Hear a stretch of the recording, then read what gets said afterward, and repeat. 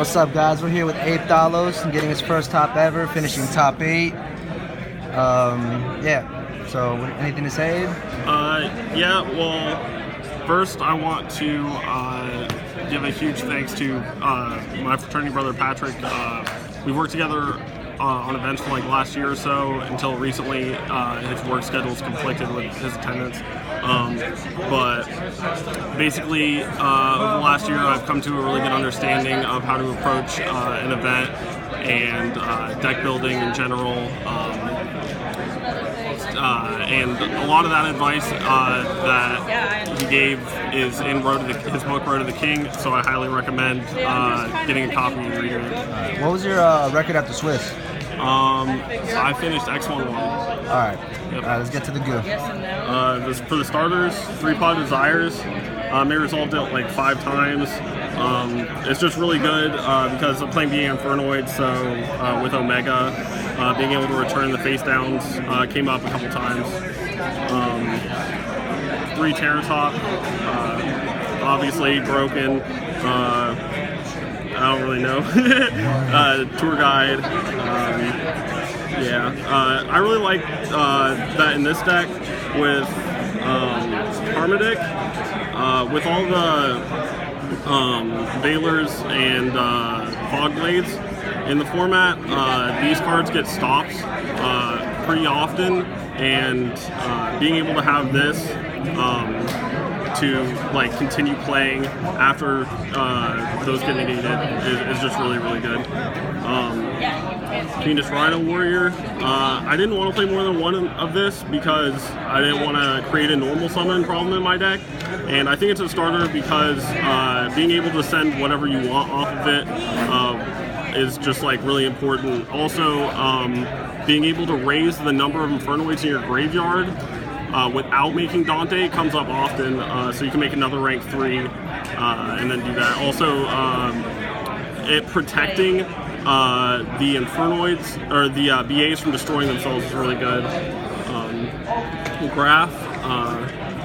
I think this is like going into the event. I thought this was a starter. I think it's definitely a starter in BA, but in this deck it was really weird, and I think that I wouldn't consider it one later on. Foolish is probably the best card in the deck.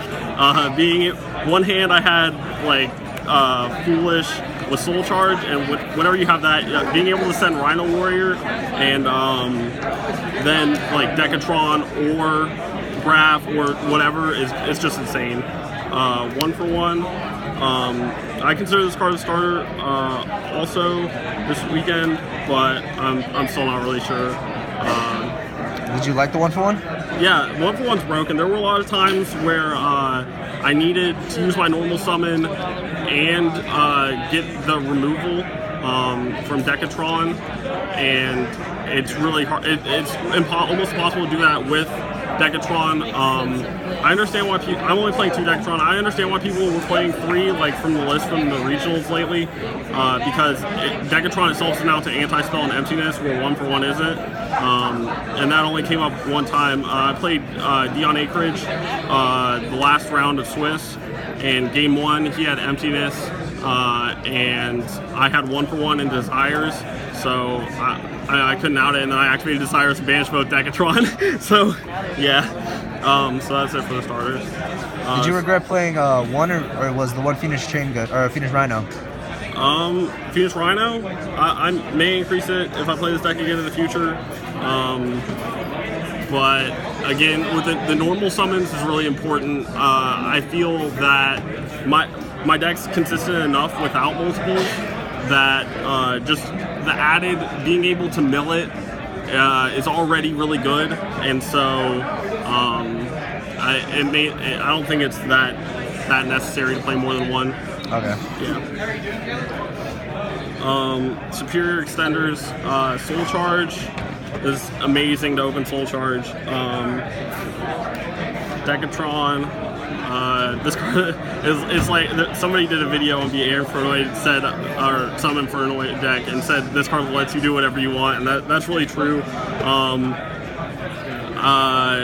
Yeah, you guys know what Decatron does. Being able to summon this in defense mode with Fiendish Rhino Warrior is just insane when you're going first, because a big problem with Decatron is that it can be run over if you like are wanting to resolve one of the big guy's effects on your opponent's turn to negate or remove, and so this with Fiendish Rhino Warrior is extremely good.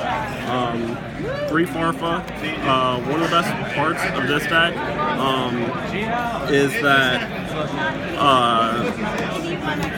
almost all my cards are reactive extenders, and Farfa makes it so that I don't have to make Beatrice to have reactive extenders. With like having a Dante and an Infernoid is really common. A lot of the time you can't make the Beatrice, but then with Farfa under a Dante and an Infernoid, it's just insane. Like that's one of the most common openings, and it's really good. One Sir, self-explanatory. 3 Scarm, pretty self-explanatory. Why not 2 Scarm? Scarm's amazing. Searching Tour Guide in this deck is just so good. A lot of the time on my second turn, I'm trying to make Leviair and summon this because then I'm essentially able to do whatever I want, and very often OTK. Libic, this card's really good. Very synergy. Another card that gives synergy between the BAs and Infernoids. I was playing 2 and 1 Farfa, but I wanted my deck to be better going first rather than being more explosive. So, 1 Barbar. Barbar burning came up several times this weekend. A lot of the time you're able to do a very specific amount of damage with the deck, and Barbar often helps solve the problem of not quite being able to OTK them. So, and then this card I consider a superior extender also. Armadic, like what I said about being able to unbrick a lot of hands where you get Veilered. It's also like 1 for 1, and this is a Dante or pretty much anything. Yeah, it's just really good.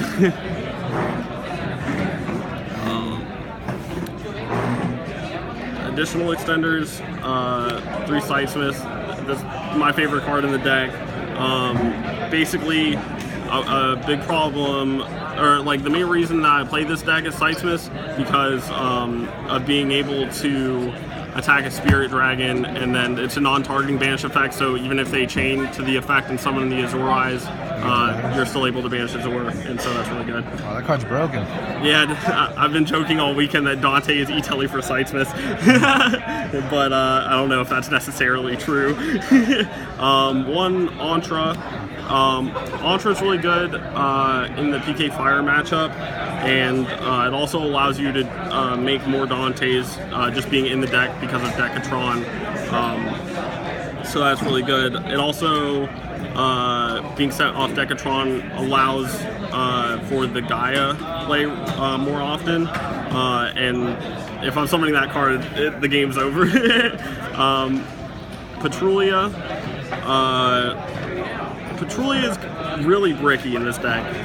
It allows you to go into Omega, but I think I only made Omega once this weekend.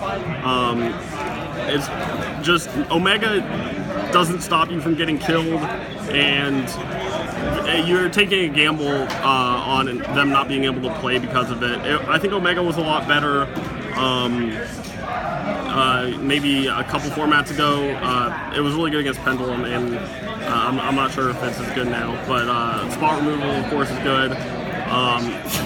And yeah, the level, other level 8 that I'm playing is Starlight, and it came up one time where Starlight was game. After my combo, I was able to make it, and so. And you won the game because of it? Yep. Okay. Attendal.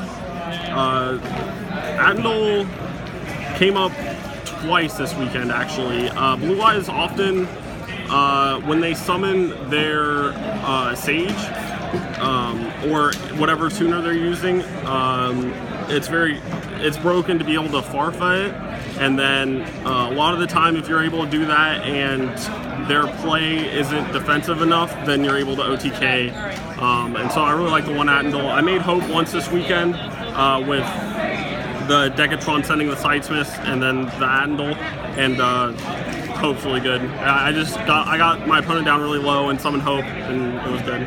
I don't know if these cards are bombs or additional extenders, but probably bombs. So, I feel like they're bombs. Yeah, probably bombs. But they also, you know, I don't know. They're really good. This one definitely shined this weekend.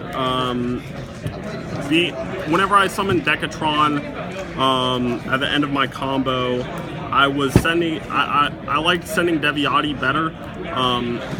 Which one's which? This one negates monsters and this one spells? Yeah, negates monsters. Because they're out to certain things like monster negation is just better. Like overall, most of their cards that are interacting with me or gaining them advantage are usually monster effects. PK Fire is probably the harder of the meta matchups, and this card's definitely better against them. Anoku was better to summon after my combos if I was able to, especially because of it being 3,000 attack. It wasn't nearly as easy to get over for Blue Eyes, and so it's not amazing though either, and it like to summon later because blowing up monsters is just impossible with Blue Eyes. I'm sure, you know.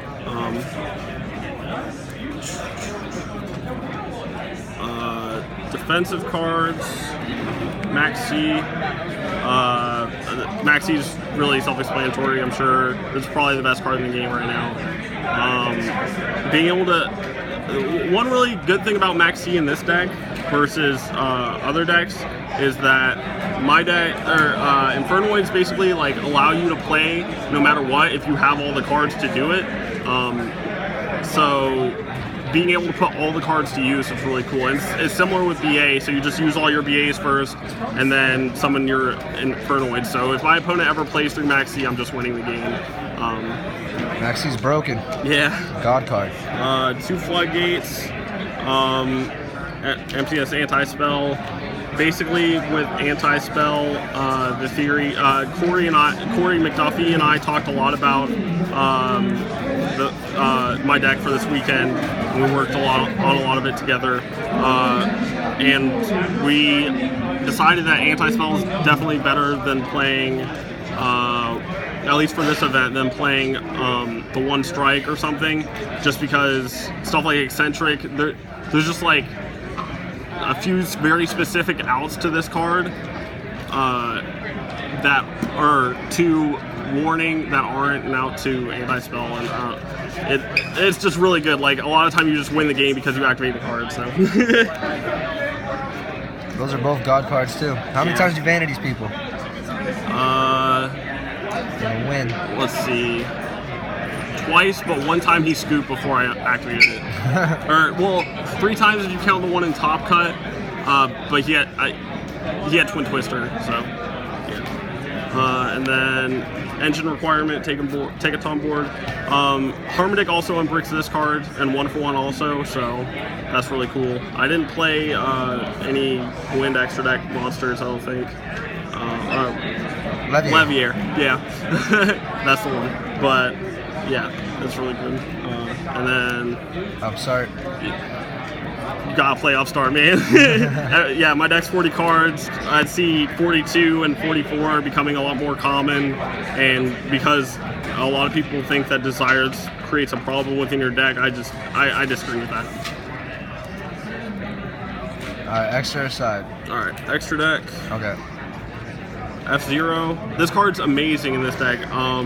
Being able to summon it with a Sidesmith, this card's treated as a rank 1, so the total's 8, so I'm still able to summon Infernoids after that. A lot of the time, that paired with one of these two is the game. Just being able to take their larger BA, or their larger Blue Eyes monster, and then use, for instance, Attendal to attack the Sage like I was talking about, and attacking it. It's just almost always game. So basically, whenever these cards come up, they're the game, and so I think you definitely have to run these cards if you're playing this deck. Levier, this card's amazing in this deck. Being able to banish Decatron and then reuse it with Levier is amazing. Did you ever miss the second one? Did you ever want to play two? No, and I think a lot of the reason was because whenever I was resolving that, the game was almost over. But I do think that Levier is really good. Not playing as many BAs and not focusing as much on the BA engine and level 3 engine like PK Fire does. They have boots and fog blade, which allow them to make essentially more rank 3s than me. So I think it's definitely right to play 2 in PK Fire, but it definitely comes up a lot more in PK Fire, but not as much in this deck, but it's really broken whenever it does, and I use it to make F-Zero a lot. Break Sword, amazing. Yeah. I've only won one game. Same reason. I really like Grand Pulse over Break Sword often whenever making a defensive play after I want a removal, because it's for PK Fire, it's really hard for them to get over the 28 defense. 3 Dante does come up in this deck, whereas it doesn't in PK Fire, and this deck just being a lot more aggressive than PK Fire makes me really think that 3 Dante is necessary. It's just like the best card in the game. You made 3 a lot? Not often. I think it came up 2 different games where I made 3. Okay. Beatrice. Yeah. What can I say about Beatrice? Beatrice is amazing. Being able to send Sightsmith is really good if they don't make a play. And then the standard Graph Seer play, or Seer Dante comes up a lot more with the floodgates and stuff. Trying to put light copies together. Searchable bombs too, like Hope's really good. Like I said, I think I mentioned it only comes up or came up once this weekend, but I was actually walking around asking for it right before the event started, and I was glad it came up because of that. Purple Dante. I don't like this card as much in this deck as opposed to Virgil. I like Virgil a lot better. The main reason that this comes up though is because, like, it being a level 9 is really bad because you can't summon Infernoids while you have it on the board. But this card's just really good when your opponent's like doing a lot to interact with you. So if they're pushing like really hard, a lot of the time they'll run this over. So then it's better. But a lot of the time, if you're surviving, then Virgil's better. So. Scarlight, Red Dragon. This came up once where it was game. It's a really good card. And Omega. I didn't summon much Omega this weekend, but like I said before, the interaction with Desires is really good. It seems necessary. Yep. Wouldn't have entered without that in my deck. The side deck, the other 2 anti-spells, I sided this in when I was going first against essentially anything non-PK Fire. Broken. 3 Twin Twisters. Basically I was siding this in case I fucked up. But my deck is really good against PK Fire and Blue Eyes. So Twin Twister, I was basically siding it in if I noticed they had a lot of back row in their decks. And PK Fire, there was a lot of variance in deck lists from the regionals the past few weeks. So if they were a lot more trap heavy, for instance, if they set 3 game 1 and they had a floodgate and a strike, for instance, then I'd side in Twin Twister going second. 3 Void Imagination. I never resolved this card, but in theory it's really good, and then these search them, and then when I'm siding that, I'd side these, and then you sided a whole Infernoid deck, like the rest of it. Yeah. I literally never resolved this, but I think the second Inoku came up in one game. Did you side it in a lot? You just never drew it? Yeah, sometimes I got, like, I would side in some and some depending on the matchup. For instance, I didn't want to, versus PK Fire, their plays being a lot more reactive meant that this effect, basically this is pitch a card, search this. And there's other things you can search, but it says you can only summon Infernoids for the rest of the turn if you do it. So the problem is that if they have a lot of defensive plays, that you're not able to remove Tiara from your board because of this card, usually, unless you're able to summon Harmodic or Entra beforehand, but that's not as common, or if you already have the removal, again, not as common. You can also summon Seismith or Attendel and just tribute the Tiara,